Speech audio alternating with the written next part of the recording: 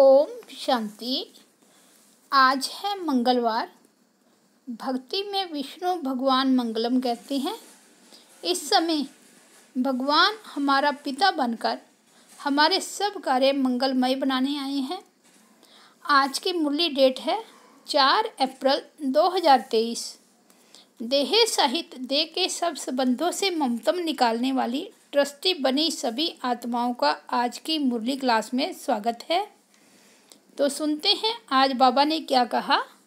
बाबा बोले, मीठे बच्चे, देह सहित देह के सब संबंधों के ट्रस्टी बनो। सबकी संभाल करते हुए किसी में भी ममता नहीं रखो। बाबा का कहने का भाव है कि जन्म जन्म हमने देह ली, देह के संबंधी भी मिलते रहे। जब देह का त्याग किया तो देह को भी भूले और देह के संबंधियों को भी भूले। लेकिन बाबा हमें अभी जीते जी मरना सिखला रहे हैं। रहना इसी देह में है, इन्हीं संबंधियों के साथ रहना है, लेकिन ट्रस्टी होकर रहना है, अर्थात एक नर्स की तरह रहना है। किसी में भी ममता नहीं रखना है। जैसे जो नर्स होती है वो पेशेंट को अच्छी तरह से संभालती है, उनकी सेवा भी करती है, लेकिन उस पेशेंट में ममता नहीं रखती। जब पेशेंट शरीर छोड़ देता है तो उसे कोई दुख नहीं होता, क्योंकि उसके साथ उसका कोई ममतव नहीं है। जहाँ ममतव है वहाँ दुख है। ममतव एक विकार है। विकार कभी सुख नहीं देते। इसलिए बाबा चाहते हैं कि मेरे बच्चे दुखी नहीं हो। उसके लिए पहले से ही समझानी दे रही हैं, बच्चे इस देह और देह के संबंधों के ट्रस्टी बन जाओ, क्योंकि यह देह भी छूटने वाली है और देह के संबंधी भी छूटने वाले हैं। अर्थात इस दुनिया का जो कुछ भी हम देखते हैं वो सब सदाकाल रहने वाला नहीं है। तो बाबा हमें इस ममता विकार से जीत पाना सिखाते हैं, क्योंकि हमारा जो अंतिम पेपर आने वाला है वो भी मोह का ही है। बाबा ने इस पेपर को आउट कर दिया है। भक्ति मार्ग के में गीता में दिखाते हैं कि अर्जुन को जब स्मृति आई तो उसका अपने सभी संबंधियों से मोह निकल गया। तो वो अर्जुन हम ही हैं। बाबा इस समय हम अर्जुन बच्चों को सच्ची सच्ची गीता सुना रहे हैं, अर्थात हमें मोह पर जीत पहना रहे हैं। इस गीता का पहला चैप्टर है आत्मा बनना और लास्ट चैप्टर है नष्टो मोहा। तो आज का प्रश्न है, इस ड्रामा में कौन सी भूल जब माया करा देती है तो बाप अभूल बनाने आते हैं। उत्तर में बाबा बता रहे, बाबा कहते, बच्चे तुमने पहली भूल यह की जो ब्रह्म तत्व को ही परमात्मा समझ लिया। तत्व से योग लगाना यह तो मिथ्या है, इससे भी कर्म विनाश हो नहीं सकते। दूसरी भूल की हिंदुस्तान में रहने के कारण देवी देवता धर्म के बदले अपना हिंदू धर्म कह देना, यह भी बड़ी भूल है। इस भूल के कारण धर्म की ताकत नहीं रही। अब बाप आए हैं तुम्हें अभूल बनाने। बाबा ने बताया कि बच्चे, ये जो माया है ना, ये तुम्हें बहुत भूलें कराती रहती है, बहुत गलतियां कराती है। तो बाबा ने आकर इस समय हमारी भूलें हमें बता रहे हैं कि बच्चे तुमने यह भूलें की। वैसे तो हमने बहुत भूलें की है। अपने पिता को ही सर्वव्यापी कह दिया और गीता के भगवान को शिव के नाम बदले कृष्ण का नाम दे दिया।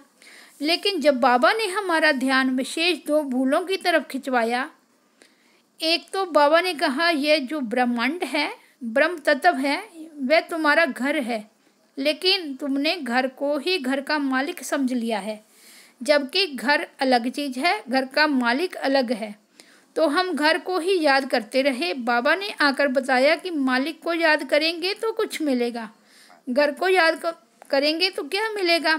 घर तो एक तत्व है, उससे क्या प्राप्ति होगी। उसको याद करना तो मिथ्या है, व्यर्थ है। इसे याद करने से तो कोई भी प्राप्ति नहीं है और ना ही तुम्हारे विकर्म विनाश होंगे। तो यह बड़ी भूल हमने कर दी, जिस कारण धर्म की। तो बाबा हमें हमारी यह भूल सुधारने आए हैं।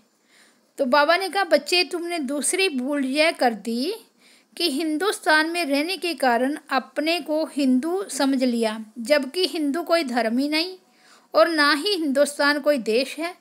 पूरा विश्व ही अखंड भारत देश है। हिंदुस्तान नाम तो तब पड़ा जब भारत को खंड खंड कर दिया, तो हिंदुस्तान खंड में रहने वालों ने अपने को हिंदू कहना शुरू कर दिया, क्योंकि विकारी होने के कारण अपने को देवी देवता कहला नहीं सकते थे। तो बाबा ने आकर बताया, बच्चे तुम्हारा असूल धर्म आदि सनातन देवी देवता धर्म है और तुम अखंड भारत के हो। इन मेन दो भूलों से बाबा हमें अबुल बना रहे हैं। आज गीत बजा है, कौन आया मेरे मन के द्वारे पायल की झनकार लिए। पायल की झनकार अर्थात ज्ञान बीना बजाने हमारे मन में हमारे माता पिता बस गए हैं। वे रोज हमें ज्ञान की झनकार करके हमें खुशी और सुख दे रहे हैं। ओम शांति। धारणा के लिए मुख्य सार है, फर्स्ट पॉइंट है, एम ऑब्जेक्ट को बुद्धि में रख पवित्र बनने के लिए पूरा नष्टो मोहा बनना है, पुराने शरीर से ममत्व निकाल देना है। सेकंड पॉइंट है, उठते बैठते बाप की याद में रहना है, किसी भी बात का अफसोस नहीं करना है, कभी भी बात की निंदा कराने वाला कोई कर्म नहीं करना है।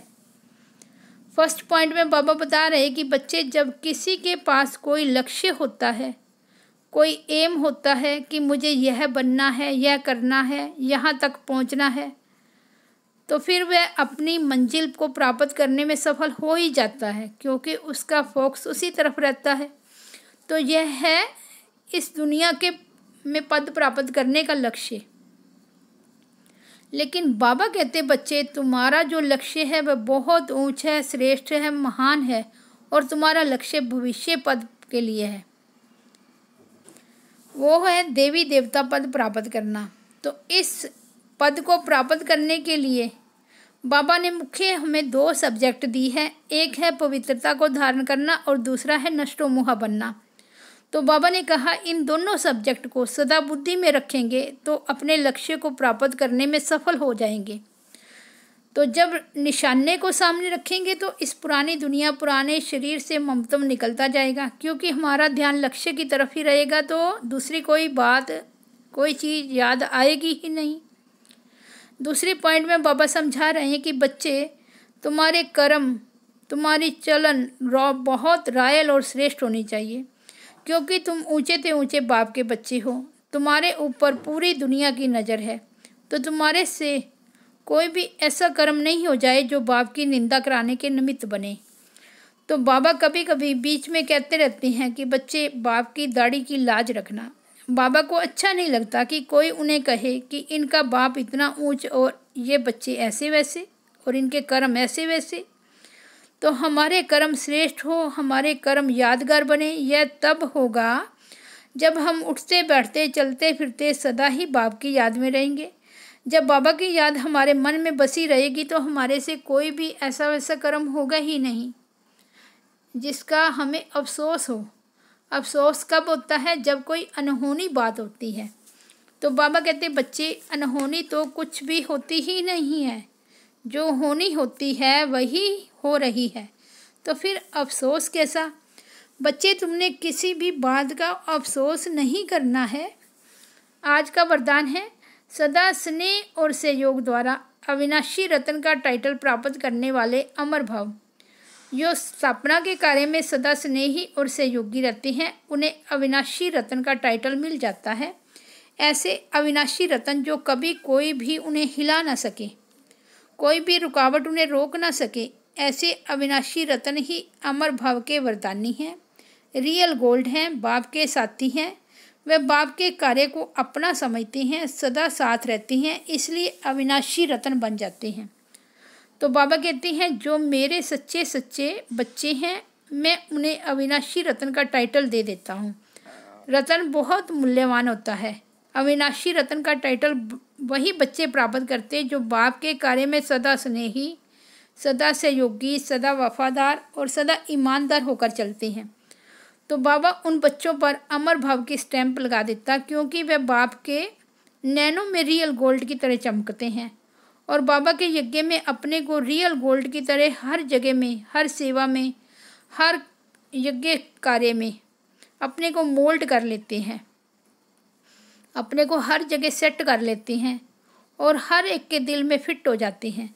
और वह बच्चे मेरा सच्चा सच्चा साथी बनकर मेरे कार्य को अपना समझकर अपना कार्य समझकर करते हैं, तो फिर उस कार्य को आगे भी बढ़ाते हैं।